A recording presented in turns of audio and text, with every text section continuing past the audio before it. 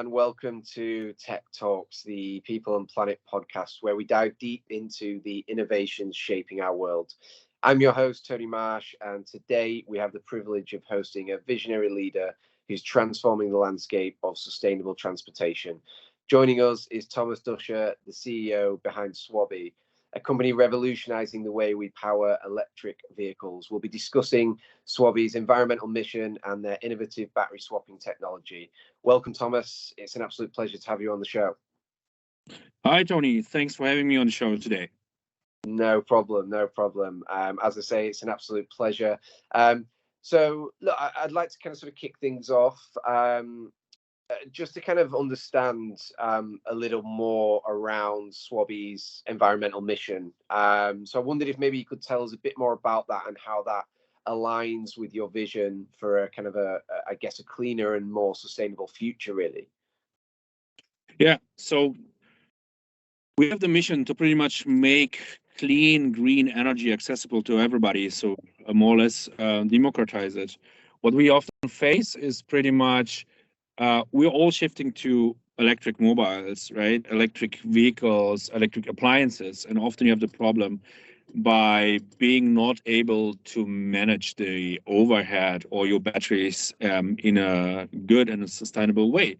So having a look at companies running on, battery packs, they often have more spare batteries that they need. And we are coming in by giving those companies, fleet providers, a flexible way to manage this overhead of batteries or to use that battery in a more sustainable way than if they would do it by themselves, right? Sure.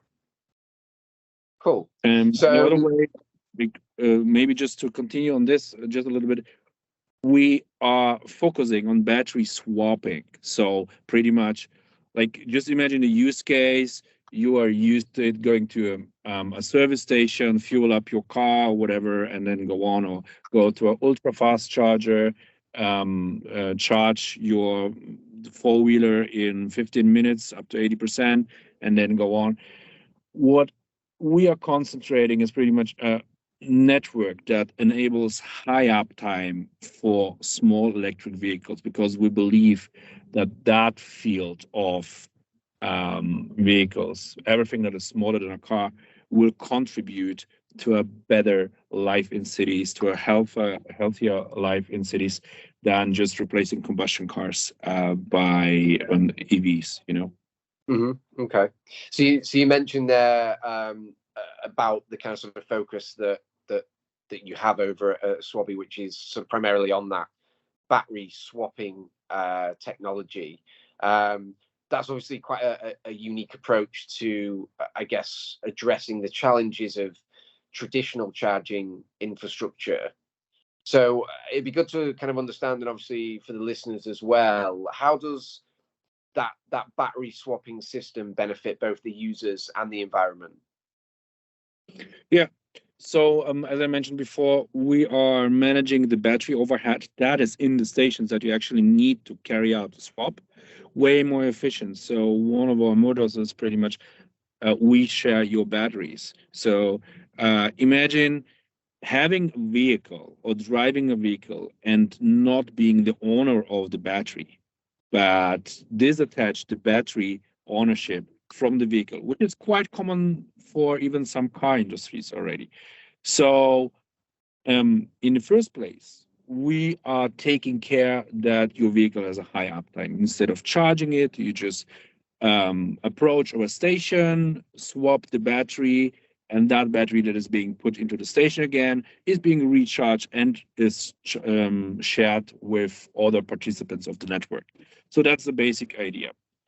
And it is not very common in Europe because obviously of the smaller numbers of electric two-wheelers that are being held privately, right? Mm-hmm. But in Southeast Asia and in the APEC region, it's becoming kind of state of the art of infrastructure for, financing those vehicles. It is about decarbonization, of course. And in some regions of the world, the two-wheeler is the main transport mean of transport. Maybe you've seen there was a press release of McKinsey stating that the electric bus is pretty much happening on two-wheelers. And yes, it's not very common in Europe for now, but we see like through electrification of fleets, shared fleets, this will play a bigger role. And number one KPI for sharing company, I think, or one of the number ones, is how many rides can you do per day, per vehicle, per battery swap, and also the uptime of the vehicles. That is, of course, affecting all the other KPIs. Right? Sure. So yeah, obviously, from what you're saying there, one of the key advantages to the battery stations that you guys offer is the reduction in charging time, and that kind of, I guess, elimination of waiting for batteries to recharge. From your perspective, then, how do you see this kind of sort of contributing to the wider adoption of electric vehicles and the, I guess, overall acceleration of sustainable transportation? Yeah. So I think there's many ways. If you have a look at our business model, so the first one is charging as a service, where we carry out or we run a decentralized charging network for fleet operators. Of course, we are one of the elements to make their charging activities or operations more efficient, and therefore we are on the cornerstone, let's say, on the path to profitability, because they have less ways to commute from the station to a given scooter, for instance. In other cases, like for battery as a service, we often see that on the total cost of ownership is being affected. The fact is, if you are a last mile company running on a 3 or 4-wheeler, you spend up to 30-40% actually on the initial investment in batteries. If you buy spare batteries, there's more investment, which is not very appealing, and not economical, not viable economical wise to have this upfront, right? So we are reducing the costs of electric mobility, especially the startup costs and so on. And that's another reason why we think this will accelerate, or we see that it accelerates some businesses that are built on electric vehicles faster. And like in a big picture, imagine being a person who lives in in the tier 1 cities in Europe or anywhere else, and then having those heavy batteries that you need to charge somewhere because there's no charging infrastructure that is built for small vehicles, right? Usually, if you live in a countryside, you will have your own garage, or you have your parking space. You can charge up your electric moped or motorcycle. In the city, it's unlikely to happen, and there's a lack of space, and there is zero infrastructure for smaller vehicles. So instead of carrying those 2 battery packs into your apartment, that in worst case has no elevator, is a pain. So we already see that for some businesses and private people, this is a real pain solver. And thinking way further, like having a look at New York, for instance, that has 60,000 or even more delivery drivers. Wow. How does that work? They're now forbidding charging up batteries in residential houses for if you use electric vehicles for your business. As a delivery driver, you are a gig worker, you are pretty much a freelancer. So any battery that you charge will probably use for your daily work, for your income. And then you're not allowed to do it anymore in a residential building, right? Mm. That's kind of a problem right now that is being tackled by the city of New York. And if they can't charge in-house, they need to do it somewhere outside.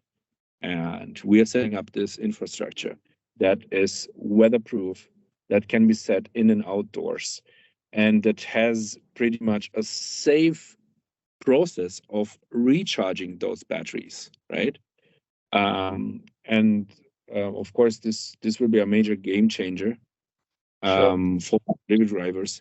And imagine not like you're not having the money to invest 3-4K in a new vehicle that is compliant with the new laws coming up and so on.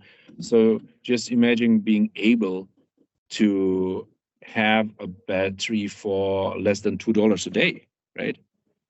I think this is a game changer, and including electricity. So all the safety concerns, electricity costs, warranty issues with batteries are pretty much on our side and not on the customer side, which is, I think, well, we are sure is quite a game changer and a value proposition to people out there who need to work on electric vehicles, right?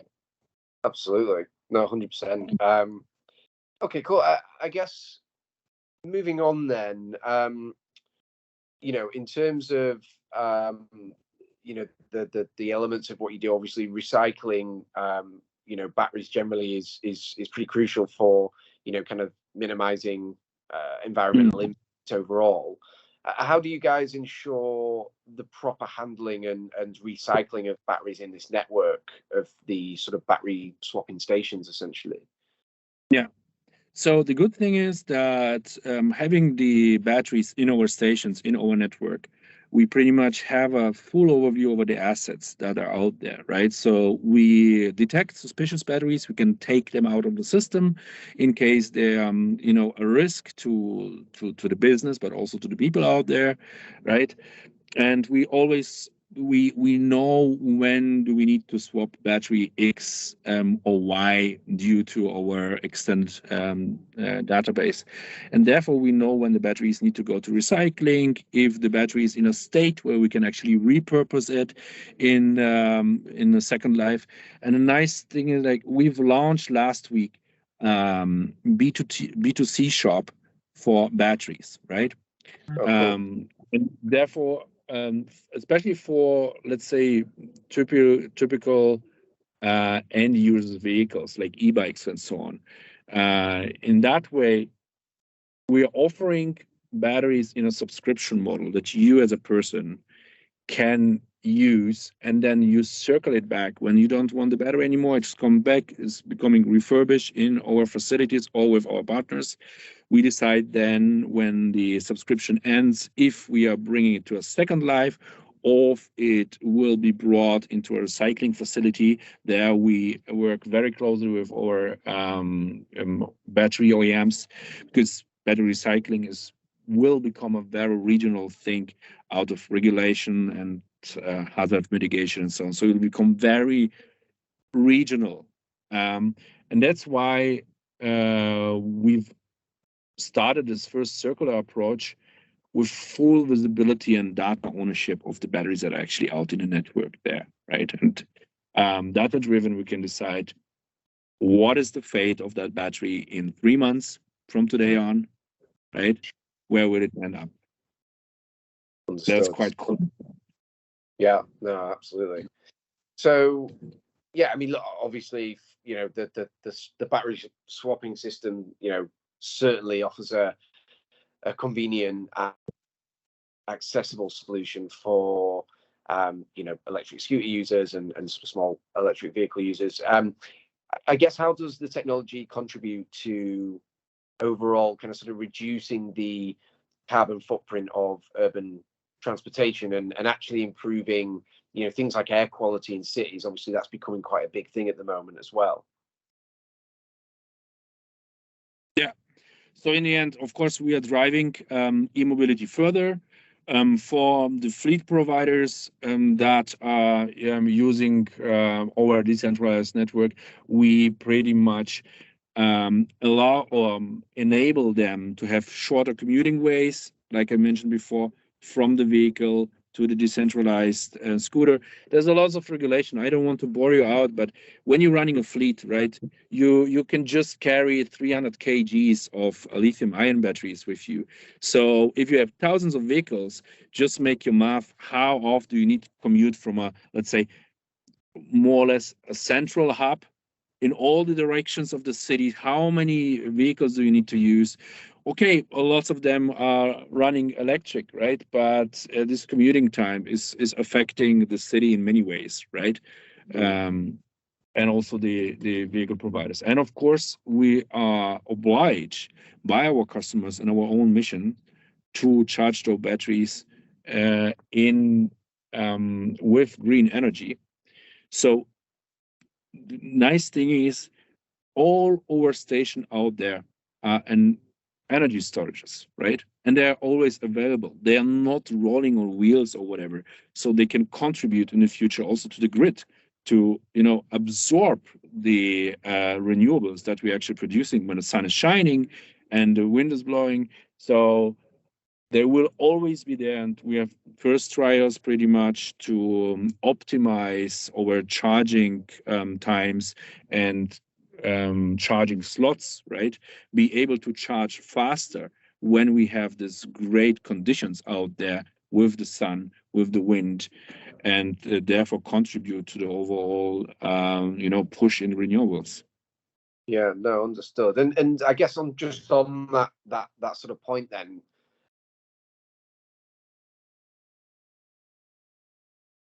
measure the overall impact of that, or how does that kind of sort of work? How do we measure this? Sorry, the connection was quite interrupted right now. But what we've done a study pretty much and came to the conclusion. It was the University of the City of Bochum that a decentralized network is definitely positively contributing to a better CO2 footprint of fleet providers and so on.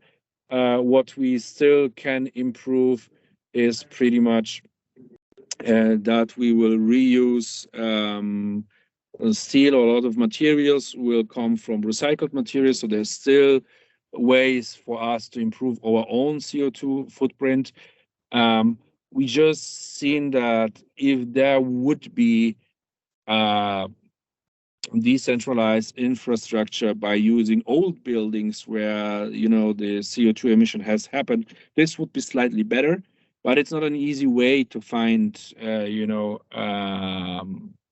landlords in city centers where we usually swap our need station to lease out rooms in the city centers where you can charge hundreds of batteries.